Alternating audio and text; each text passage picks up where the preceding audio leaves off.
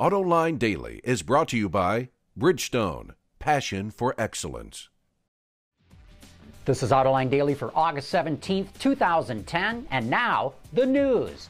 New vehicle sales are finally starting to improve in the U.S. To keep up with demand, automakers are ramping up production and accelerating product development. That means they're starting to hire, and not just to make cars. Wards reports that OEMs are looking for car designers, especially in China. Not surprisingly, automakers want people with many different talents, from interior and exterior design to computer modeling skills. They want designers that can do it all. Even so, despite the uptick in demand, there's still only one job for every 10 design graduates. How do you prove to the world that electric cars are reliable and dependable? Why, you race them around the world and do it in 80 days. That's how. It's called the zero race, but it's not about speed. It's about who has the most practical and sustainable vehicle.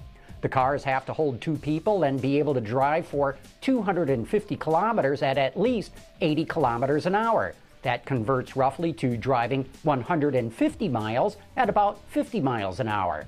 The race started yesterday in Switzerland. They head east through Europe, Russia, and China, then board a boat to Vancouver, come down the west coast of the U.S., and end up in Cancun, Mexico. But there are only 4 cars in the race, one each from Switzerland, Korea, Australia, and Germany. Let's hope at least one of them gets to the finish line. Every couple of years or so, you always hear about a horrific accident involving a bus that rolled over on the highway. Well, now the U.S. Transportation Department has started the regulation process to mandate seatbelts in those buses starting 3 years from now. Bloomberg reports that the new rule will apply to new intercity and tour buses, and the new rules could save up to 19 lives a year. The Lear Corporation is a supplier that's been around for years making seats and interior trim for cars. But in a move that shows just how much that supplier is changing, Lear just landed the contract to build in-home chargers for the Chevy Volt. The Detroit Free Press reports that more than 60% of the patents Lear filed last year were related to electric cars and hybrids. And it's another indication of how the supplier infrastructure needed for those vehicles is slowly getting put in place. In other supplier news, Bosch is celebrating an important safety milestone. 15 years ago, the first vehicle equipped with its electronic stability program rolled off the assembly line. Over the last decade and a half, ESP has made a big impact on automotive safety.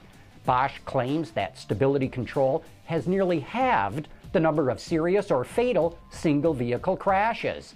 It says that ESP is the most important safety feature after the seatbelt, even more significant than the airbag. The company estimates that last year, 60% of new vehicles sold in Europe and around 36% sold globally were equipped with ESP, but that number will grow in the future. Bosch has manufactured some 50 million ESP systems since 1995.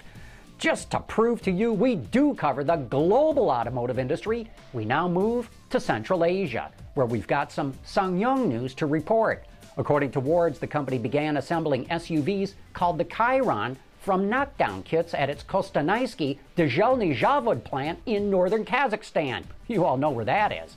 The program is a joint project between SsangYong and its partner in Kazakhstan, Allure Auto. The locally assembled utility vehicles will cost between $2,000 and $3,000 less than imported models. But don't you just love it? The Chiron from Kazakhstan with SsangYong in Kostanayski and help from Allure. Let's just call it Allure. Hey, where's Bing Crosby when you need him? Coming up next, we're going to take a look at how Kia is doing such a great job of marketing its cars. Introducing Bridgestone's third generation of run-flat tires with groundbreaking new Bridgestone technologies.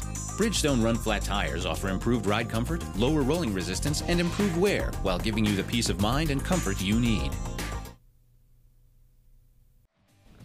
Kia Motors came to America nearly 20 years ago, and it's been trying ever since to disprove the quote, "You never get a second chance to make a first impression." Here's Autoline's Chip Drake to explain what that's all about. Over the past few years, Kia has been putting the pedal to the metal by changing itself from a lower-end brand to a car company with something to say. And though most of that focus has been, rightfully so, on its new upgraded product, it's been crafting a whole new image across the board, which has been especially helpful here in the American market. Last year, we were one of 3 brands that were up. We were up about 9.8%. 2 other brands were up as well. And that was driven by, one, the fact that we have the perception of being a value brand in the marketplace and consumers were looking for value, but also we launched the all-new Soul, the Forte, and the Forte Coupe, vehicles that were relevant to consumers in the marketplace last year. You're right, the Soul advertising, I think started to help build the awareness for the brand, make people take another look at us. It was done in a fun, creative way at a time when people were looking for something fun. And that fun continued this year with the release of Kia's new Georgia-made Sorento crossover, along with an eye-catching Super Bowl ad that scored well with the critics. But despite that worldwide spotlight, many American consumers continue to scratch their heads and wonder, just why do I want a Kia?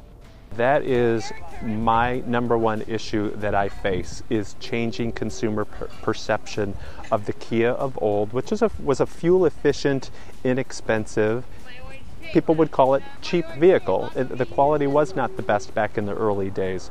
Our quality has since improved dramatically. It's backed up by our 10-year, 100,000-mile warranty. We've gotten a number of awards and accolades on our quality, but the problem is consumers don't know that. So the new product should help, and it is helping. We're seeing it in our research, the product clinics that we go out and do. The dealers are telling us it's helping. But my job is, again, to convince people that this is the new Kia. Thanks for that report, Chip. It's a tough job to change perceptions, but at least in the car industry, good product helps. If Kia keeps on its current path of upgraded product and increased quality, we'll see if sales continue to follow. And before I sign off, join us tomorrow evening for a special edition of Autoline After Hours. We're webcasting live from Royal Oak, Michigan to celebrate the annual Dream Cruise. Now we've got so much action lined up, we're starting a few minutes early. If you can't make it out to Woodward Avenue in person, visit our website, AutolineDetroit.tv, around 5:45 p.m. That's when everything is scheduled to start. Again, tomorrow night, the Dream Cruise edition of Autoline After Hours starting at 5:45 p.m. Eastern Time. We'll see you there.